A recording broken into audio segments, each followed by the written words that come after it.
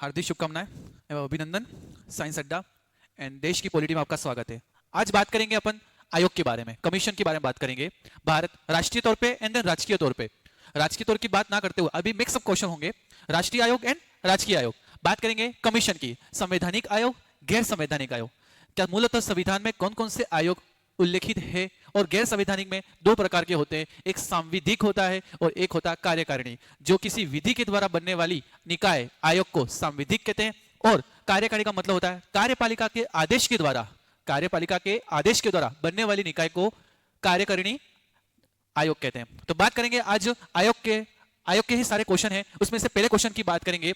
संविधान के किस अनुच्छेद के तहत, संविधान के किस अनुच्छेद के तहत संघ लोक सेवा आयोग UPSC, union Public Service commission, union Public Service commission की स्थापना की गई है? ऐसा कौन सा आर्टिकल है जिसमें इन चारों ऑप्शन में ऐसा कौन सा आर्टिकल होगा जिसमें यूपीएससी की स्थापना की बात की गई है? मैं बात करूं यूपीएससी की, यूनियन पब्लिक सर्विस कमीशन, ये आर्टिकल 308 से स्टार्ट होते हैं और 323 तक इसका उल्लेखित मिलता है। UPSC, JPSC and then SPSC, Union Public Service Commission, Joint Public Service Commission and then State Public Service Commission. ये निकाय पूरे केंद्र के लिए है। ये निकाय दो से अधिक राज्यों की जो निकाय होती है उसका नाम जेपीएससी कहते हैं एंड देन एसपीएससी, ये अपने अपने स्टेट में निकाय होती है जिसका नाम एसपीएससी बोलते हैं। वही अपने राजस्थान में आरपीएससी है, राजस्थान पब्लिक सर्विस कमीशन। तो इसका करेक्ट आंसर होगा आर्टिकल नंबर 315। 315 में यूपीएससी की स्थापना की बात की गई है। इसका उल्लेख कहां पे मिलता है? आर्टिकल 315 में मिलता है। बात करेंगे यहाँ पे नेक्स्ट क्वेश्चन की। राज्य लोक सेवा आयोग, राज्य लोक सेवा आयोग एसपीएससी के अध्यक्ष की नियुक्ति कौन करता है? राजस्थान है ना, राजस्थान बोलो, या स्टेट पब्लिक सर्विस कमीशन है ना। राज्य लोक सेवा आयोग के अध्यक्ष की नियुक्ति कौन कर सकता है? तो यहां बात करें, यहां पे अगर मैं बात करूं यहां पे सबसे पहले यूपीएससी की, तो यूपीएससी के अध्यक्ष की नियुक्ति कौन करता है? भारत का राष्ट्रपति। कौन करता है? राष्ट्रपति करता है। वहीं बात करें यहां पे एसपीएससी की, तो एसपीएससी के अध्यक्ष की नियुक्ति कौन करता है? तो वो करता है राज्यपाल। कौन करता है? राज्यपाल, गवर्नर। तो इसका करेक्ट आंसर होगा राज्यपाल, ऑप्शन नंबर ए। बात करें यहां पे नेक्स्ट क्वेश्चन की। यूपीएससी के सदस्यों का कार्यकाल कितने वर्षों का होता है? यूपीएससी के सदस्य, इसमें अध्यक्ष एवं सदस्य की बात करें, का कार्यकाल कितने वर्ष का होता है? तो इसका कार्यकाल ऑप्शन नंबर बी 6 वर्ष या 65 वर्ष। थोड़ा सा अगर मैं लिख दूं, जो भी पहले हो, जो भी पहले हो, कहने का तात्पर्य या तो उनके कार्यकाल 6 वर्ष कंप्लीट हो जाए या उनकी आयु 65 वर्ष से ज्यादा ना हो। जैसे 66 वर्ष तो उनका स्वतः उनका कार्यकाल क्या हो जाएगा? समाप्त हो जाएगा। तो वही बात लिखी हुई है, या तो 6 वर्ष उनका कार्यकाल हो या उनकी 65 वर्ष से अधिक आयु ना हो, है ना। अगर मैं आपको नोट लिखवा दूं इधर, इंपॉर्टेंट है, 41वां संविधान संशोधन 41 कॉन्स्टिट्यूशनल अमेंडमेंट में यहां पे बात पहले 5 वर्ष और अधिकतम कितना था? 65 वर्ष की आयु तक, 65 वर्ष की आयु तक इनका कार्यकाल था। तो एक साल और बढ़ गया, 41वें संविधान संशोधन के तहत 5 वर्ष से कितना कर दिया है? इसका कार्यकाल 6 वर्ष कर दिया है। तो इसका करेक्ट आंसर होगा 6 वर्ष या 65 वर्ष की आयु तक, ब्रैकेट में जो भी पहले हो। तो ऑप्शन नंबर बी। बात करें यहां पे नेक्स्ट क्वेश्चन की। राज्य लोक सेवा आयोग एसपीएससी के सदस्य को हटाने की प्रक्रिया किसके समान होती है?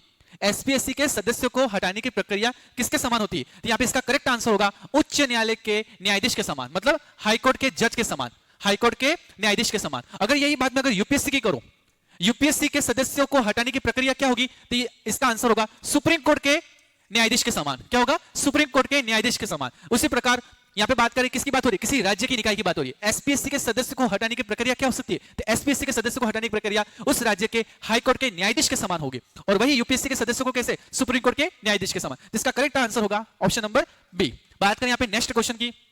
यूपीएससी का मुख्य कार्य क्या है?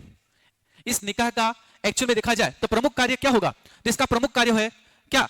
ऑप्शन नंबर सी, सिविल सेवा परीक्षा आयोजित करना और उनकी नियुक्ति करवाना। यूपीएससी के सिविल सर्विस एग्जामिनेशन होते हैं, 3 प्रकार के एग्जाम होते हैं, आप सबको पता है ना। सिविल सर्विस एग्जामिनेशन कितने टाइप के होते हैं? सिविल सर्विस एग्जाम कितने टाइप के होंगे? 3 टाइप के होते हैं। कितने टाइप के होते हैं? 3 टाइप के। कौन कौन से? अगर मैं बात करूं यहां पे 3 टाइप की, तो पहला है अखिल भारतीय, अखिल भारतीय, अखिल भारतीय। दूसरा नाम है केंद्रीय, केंद्रीय सेवाएं, और तीसरी सेवा का नाम है राज्य सेवाएं, राज्य सेवाएं। मैं यहां पे बात करूं, यहां पे फर्स्ट अखिल भारतीय सेवा में तो क्या क्या आएगा?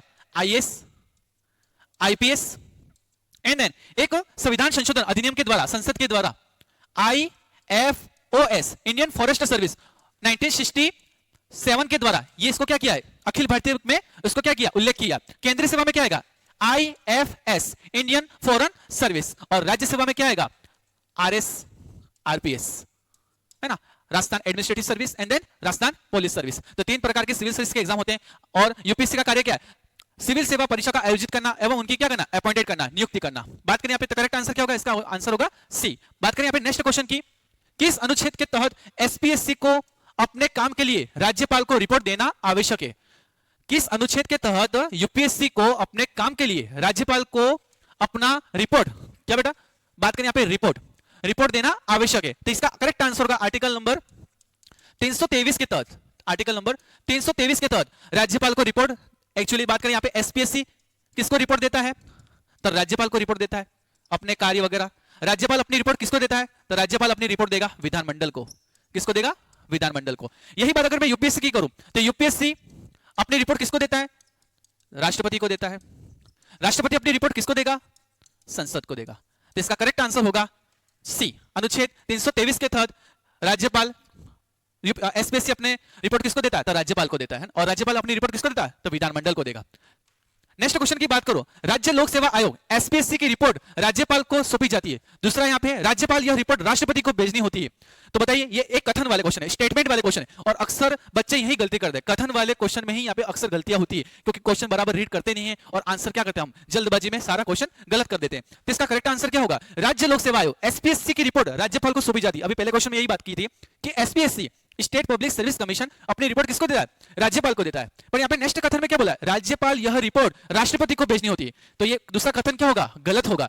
राज्यपाल अपनी रिपोर्ट किसको देता है, अपनी विधानमंडल को देगा। किसको देगा, तो विधानमंडल को देगा। तो इसका करेक्ट आंसर क्या होगा, कथन एक सही होगा। क्या होगा, पहला कथन ही क्या है यहाँ पे, सही। तो ऑप्शन लिखा हुआ आपका केवल एक कथन क्या होगा, सही होगा। तो राज्यपाल अपनी रिपोर्ट किसको देता है, विधानमंडल को देता है। पर एसपीएससी अपनी रिपोर्ट किसको देता है, राज्यपाल को देता है। राज्यपाल किसको रिपोर्ट नहीं देता, राष्ट्रपति को देता नहीं है। राज्यपाल किसको रिपोर्ट देगा, विधानमंडल को देगा। उसी प्रकार यूपीएससी अपनी रिपोर्ट किसको देता है, यूपीएससी अपनी रिपोर्ट राष्ट्रपति को देता है, और राष्ट्रपति अपनी रिपोर्ट किसको देगा, संसद को देगा। तो इसका करेक्ट आंसर होगा ए।